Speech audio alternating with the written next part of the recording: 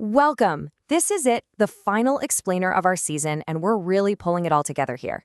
We're going to explore the single foundational law for living a life of peace and power, drawn straight from Ralph Waldo Trine's classic, In Tune with the Infinite. This is the key idea that this entire series has been building toward. So let's just dive right in. Does your life ever feel, well, scattered? Like you're constantly being pulled in a dozen different directions, just reacting to this flood of notifications and demands? It can leave you feeling fundamentally stuck. But what if that feeling isn't your natural state? What if there's a more centered, a more powerful way to live? In this explainer, we're getting right to the heart of it. First, we're going to really grasp the core idea behind what it means to live in tune. Then, we'll translate that into a simple method you can actually use. And finally, you'll get a practical little reset that you can use anytime you need it. Trine's whole argument is that there's a kind of golden thread that connects all timeless wisdom. He says it's not about finding some new secret, but about finally recognizing a universal law that's always been there, just waiting for us to find our alignment with it. Now, Trine calls this universal law the infinite, and let's just strip away any of the mystical baggage from that word for a second. Think of it more like the underlying operating system of reality. The fundamental principles and the interconnected energy that governs everything. It's the source of all life and all power.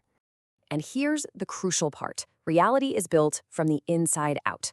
Trine says our inner world, our thoughts, our beliefs, that is the cause.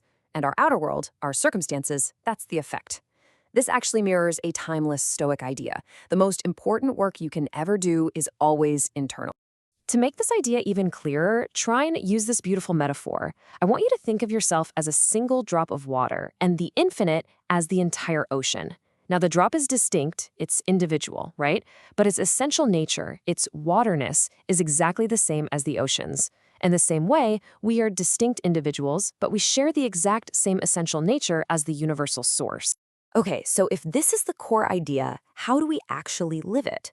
Well, this brings us to a really simple, practical framework for alignment that we can call the in-tune method. It's all about consciously tuning our lives to this universal law. It breaks down into 3 simple steps. First, we recognize. This is that mental shift, just acknowledging that you are connected to this larger intelligence and that your inner world is truly the realm of cause. Second, we align. This is the active part where you consciously choose to harmonize your thoughts and your feelings with the qualities you actually want to experience, things like peace, wisdom, and strength. And third, we act. This means moving through your day from that centered, aligned state, rather than from a place of fear or anxiety or just pure reaction. Now, when this method becomes a way of life, certain results just naturally start to emerge. It's not about forcing outcomes, but about creating the inner conditions for them to grow. So, what does this actually look like in practice? How does it build a different kind of life? First is inner peace. And what's really interesting here is the implication. Peace isn't the absence of problems on the outside, it's the presence of harmony on the inside. It becomes your center of gravity, no matter what storms are happening externally. Next, you find a quiet power. This has nothing to do with brute force or trying to control other people. It's the subtle, effective power that comes from being aligned with universal laws. You stop swimming against the current and instead, you learn how to let the current carry you. This, in turn, leads to a stable character.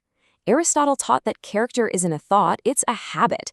By consistently aligning your actions with higher principles, you build this stable inner foundation. Your virtues become second nature, creating a character that's reliable and strong. And finally, this inner state creates a positive influence. When you operate from a place of inner peace and that quiet power, it just naturally radiates outward. You start to positively affect your environment and the people around you, a lot of times without even trying. Okay, this all sounds great, but it has to be practical. So right now, I want to guide you through a simple 1-minute reset that you can use anytime your day feels chaotic or overwhelming. First, just pause. Wherever you are, whatever you're doing, just stop. Take 1 conscious breath. Inhale and exhale. That's it. You've just interrupted the momentum of reactivity. Now, for just a moment, connect. Feel the stillness that's always present right underneath the noise of your thoughts. You don't have to create it. You just have to notice it. Acknowledge that quiet, centered part of yourself.